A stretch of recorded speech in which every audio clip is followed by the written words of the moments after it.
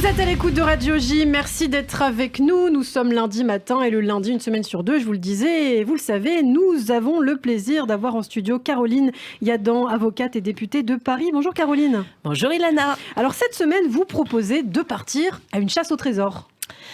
Oui, Ilana, une chasse au trésor un peu particulière, un trésor qui nous protège et que nous devons protéger, un trésor que nous avons le devoir de chérir, un trésor qui nous permet d'être libres, un trésor qui est le nôtre depuis 117 ans, un trésor qui nous émancipe, un trésor d'une richesse inestimable que nous célébrons tous les ans, le 9 décembre. Alors moi j'ai une petite idée, est-ce qu'il ne s'agit pas de la laïcité ? Et bingo Ilana, comme vous le savez, vendredi dernier était la journée de la laïcité qui coïncide avec le vote de la loi de séparation de l'Église et de l'État, rapportée brillamment en 1905 par Aristide Briand, loi qui repose sur 3 principes.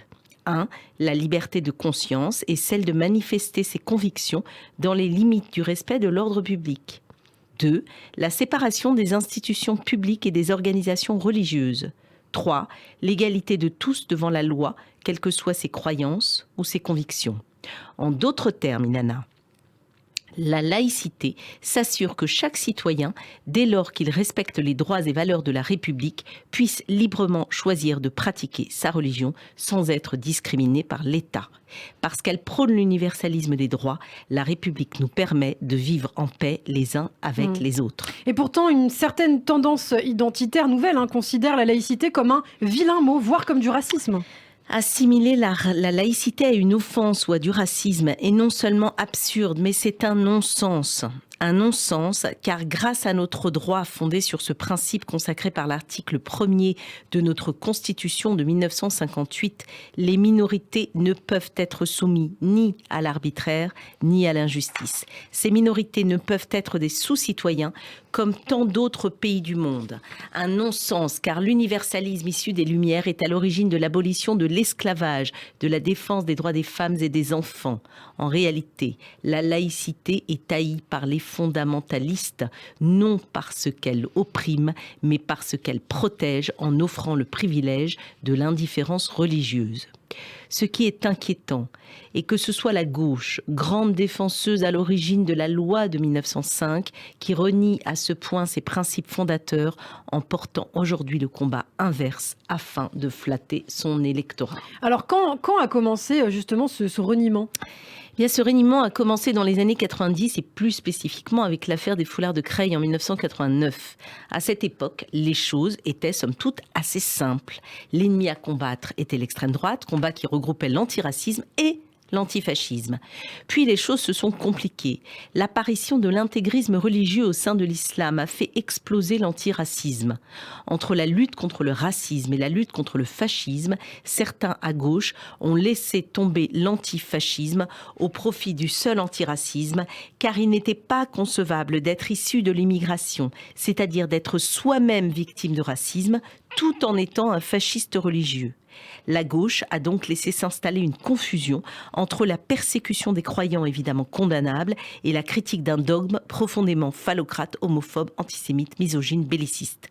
Or, la satire, la contestation d'un dogme fût-il religieux, relève de la liberté de penser, donc de la laïcité. Et donc pour vous, c'est cette confusion qui a conduit à assimiler la critique religieuse et donc la laïcité à du racisme. Exactement, c'est pourquoi le nouveau fascisme a le visage de la tolérance, du féminisme, de l'antiracisme, du respect de l'autre et de l'humanisme. C'est pourquoi, en s'érigeant en morale, il neutralise la pensée par la diabolisation, en chamboulant toutes les notions et toutes nos valeurs.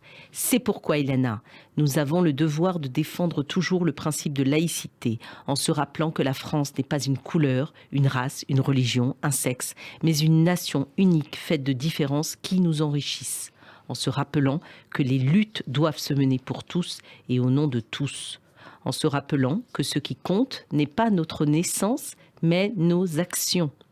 Que le clivage fondamental n'est pas entre musulmans et non-musulmans, entre religieux et non-religieux, mais entre les défenseurs de l'universalisme et les défenseurs du totalitarisme.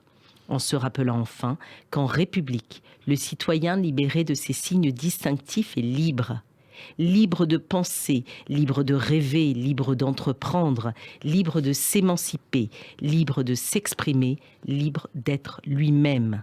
Cette liberté s'appelle laïcité et c'est notre trésor national. Eh bien, merci beaucoup Caroline. Et je crois que pour terminer, vous aviez un petit conseil théâtre à nous communiquer. Exactement, une pièce, mais vraiment que je vous conseille, qui est merveilleuse, qui parle de laïcité et qui en parle en riant.